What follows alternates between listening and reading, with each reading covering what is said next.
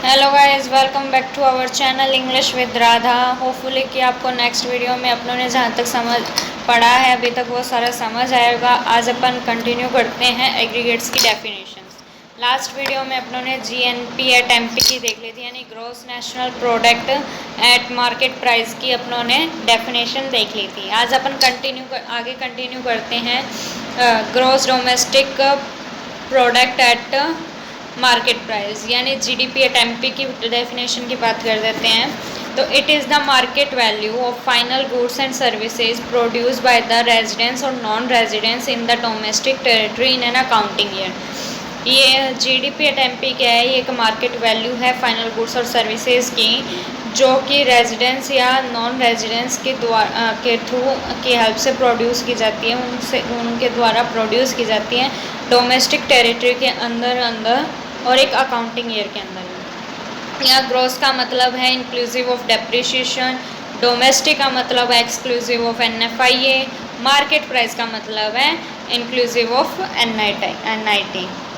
Next बात करते हैं अपन NDP at MP. NDP at MP मतलब net domestic product at market price. ये क्या कहते हैं? It is the market price market value of final goods and services produce by the residents और non residents in a domestic territory in an accounting year.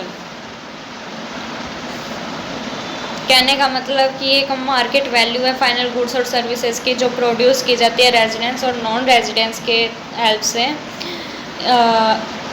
Domestic territory के अंदर और एक accounting year के अंदर। यहाँ नेट का मतलब है, नेट का मीन्स है एक्सक्लूसिव ऑफ डेप्रिशिएशन, डोमेस्टिक का मीन है एक्सक्लूसिव ऑफ एनएफआई और मार्केट प्राइस का मीन्स है इंक्लूसिव ऑफ एनआईटी।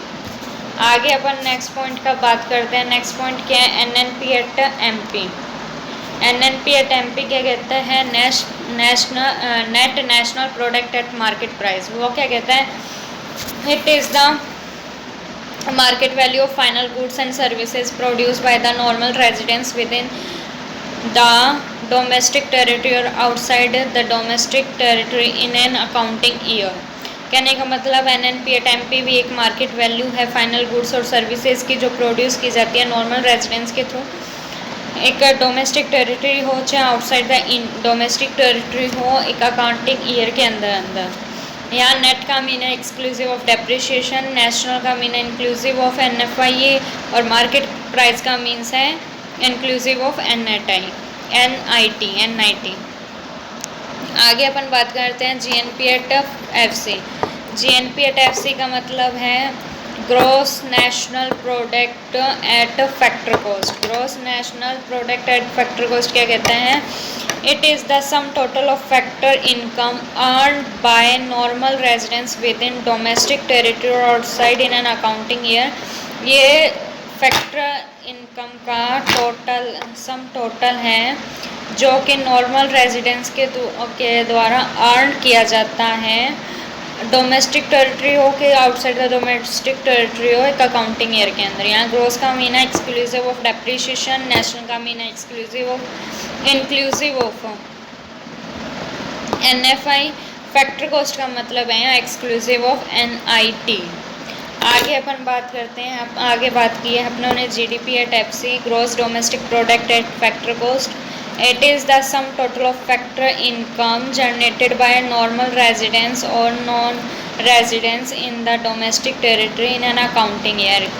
ये भी एक सम टोटल है फैक्टर इनकम का, जो जनरेट किया जाता है नॉर्मल रेजिडेंट्स और एनआरआई के through in the domestic territory के अंदर और एक अकाउंटिंग ईयर के अंदर। यहाँ ग्रॉस का मीन है इंक्लूसिव ऑफ डेप्रिशिएशन, डोमेस्टिक का मतलब है एक्सक्लूसिव ऑफ एनएफआई और फैक्टर कॉस्ट का मतलब है exclusive of NIT.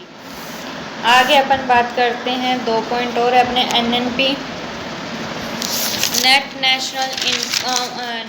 National product at factor cost. ये क्या कहते हैं? It is the sum total of factor income earned by the normal residents within the domestic territory और outside the domestic territory in an accounting year. इसका मतलब है कि sum total है फैक्टर इनकम का, जो अर्न किया जाता है नॉर्मल रेजिडेंट्स के थ्रू डोमेस्टिक टेरिटरी के अंदर और आउटसाइड द डोमेस्टिक टेरिटरी के अंदर और एक अकाउंटिंग ईयर के अंदर। इसका मतलब है यहाँ पे नेट का मतलब है एक्सक्लूसिव ऑफ डेप्रिसिएशन और नेशनल का मतलब है इंक्लूसिव ऑफ NFIA और फैक्टर कॉस्ट का मतलब है exclusive of NIT। Last aggregate अपना क्या, लास्ट एग्रीगेट अपना है GDP eight factor cost, net domestic product at factor cost. Net domestic product at factor cost क्या कहते हैं? It is the sum total of the factor income generated by the normal residence और non residence in the domestic territory in an accounting year. इसका कहने का मतलब ये factor income का सम टोटल है जो कि जनरेटेड किया जाता है नॉर्मल रेजिडेंस के थ्रू और NRI के थ्रू डोमेस्टिक टेरिटरी के अंदर और इन अकाउंटिंग ईयर के अंदर। यहाँ नेट का मतलब है एक्सक्लूसिव ऑफ डेप्रिसिएशन, डोमेस्टिक का मतलब एक्सक्लूसिव ऑफ NFIA और फैक्टर इनकम का यहाँ मतलब है एक्सक्लूसिव ऑफ NIT।